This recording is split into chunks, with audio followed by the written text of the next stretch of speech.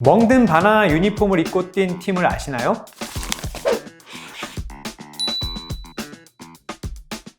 유니폼을 좋아하는 사람이라면 2019-20 시즌 아스널 원정 유니폼을 보고 과일을 하나 떠올렸을 겁니다. 어떤 과일이냐고요? 바로 바나나입니다. 그것도 멍든 바나나. 이해가 안 되신다고요? 지금 나오는 유니폼이 바로 그 친구입니다. 아스널은 이 유니폼을 공개하면서 구단 영웅인 이안 라이트와 함께 현재 선수들을 모델로 썼는데요. 사진을 잘 들여다보면 라이트가 입은 유니폼과 2019-20 시즌 유니폼이 비슷하지만 조금 다르다는 걸 알 수 있습니다. 이 유니폼은 1991년에 아스널이 입었던 유니폼을 소위 오마주한 것인데요. 아스널 유니폼 스폰서 아디다스는 2019-20 시즌부터 다시 아스널을 후원하게 되면서 과거에 자신들이 만들었던 유니폼을 재해석해서 아스널의 역사를 기념했습니다. 멍든 바나나 유니폼은 당시의 평가가 극명하게 갈렸습니다. 팬들 사이에서도 최악과 최고라는 평이 엇갈렸는데요.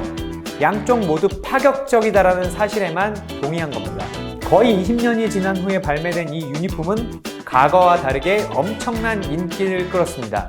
결과적으로 당시 유니폼 디자이너가 시대를 앞서갔다고 볼 수 있겠죠. 이 유니폼은 과거 버전과 현재 버전이 모두 사랑받습니다. 일상생활에서 입고 다닐 정도로 예쁜 유니폼으로도 손꼽히고 있을 정도인데요. SNS에서 이 유니폼을 검색하시면 많이 찾아볼 수 있습니다. 독특한 디자인이 기억 본능을 자극하는 게 아닐까요? 멍든 바나나 유니폼을 낳은 건 갈매기 유니폼입니다. 멍든 바나나 유니폼이 나온 시대에는 이런 유니폼이 아주 많았습니다. 1990년대 초반부터 1990년대 중반까지는 미친 유니폼의 시대로 불릴 정도로 창의적이고 괴상한 유니폼이 정말 판을 쳤거든요. 아스널 멍든 바나나 유니폼은 물론이고 펄시티의 호피 유니폼, 노리치 시티의 새똥 유니폼 등이 연달아 나왔습니다. 이런 유니폼은 그냥 하늘에서 떨어진 게 아닙니다. 이들을 낳은 선구자는 따로 있었습니다. 이 선구자를 만나려면 유로 1988로 가야 합니다. 서독에서 열린 유로 1988은 오렌지 삼총사로 불리는 리트 훌리트와 마르코 판바스턴, 그리고 프랭크 레이카르트가 이끄는 네덜란드 대표팀이 우승한 대회로도 유명한데요. 당시 아디다스는 네덜란드 대표팀과 서독 대표팀에 신선하면서도 약간은 기하학적인 유니폼을 공급했습니다. 아마 두 유니폼을 보면 이거라고 말하는 분들이 많을 겁니다. 서독 유니폼이 좀 더 낯익을 수 있는데요. 그 이유는 서독이 이 유니폼을 입고 1990년 이탈리아 월드컵에서 우승했고 2018 러시아 월드컵에서도 독일 대표팀이 이 유니폼을 오마주한 유니폼을 입었기 때문입니다. 독일 국기 색상이 단색으로 바뀐 게 둘 사이의 차이라고 할 수 있습니다. 이 기하학적인 유니폼은 당시엔 매우 파격적이었습니다.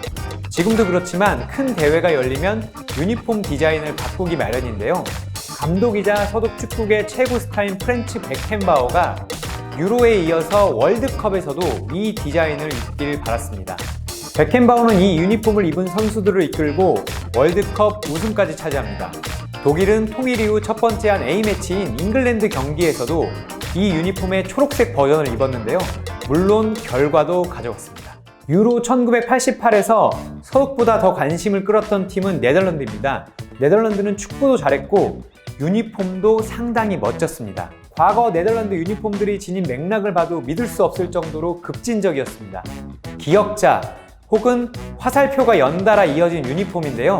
어떤 사람들은 이 유니폼을 갈매기 유니폼이라고 부르기도 했습니다.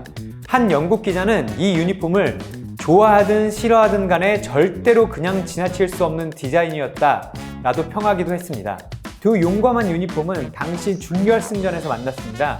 이 경기는 축구 역사에서도 중요한 경기였지만 유니폼 역사에서도 매우 큰 의미를 갖는 경기였습니다.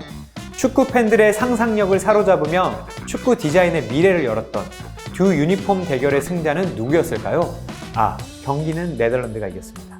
어떤 일이든 갑자기 이뤄지는 것은 없습니다. 당시 파격적이었던 유니폼 디자인들은 역사적인 흐름과 기술의 발전에 영향을 받았습니다. 유니폼에는 특별한 개성이 없었습니다. 1970년대에 들어서면서 팀 엠블럼과 제조사 엠블럼을 넣었을 정도니까요.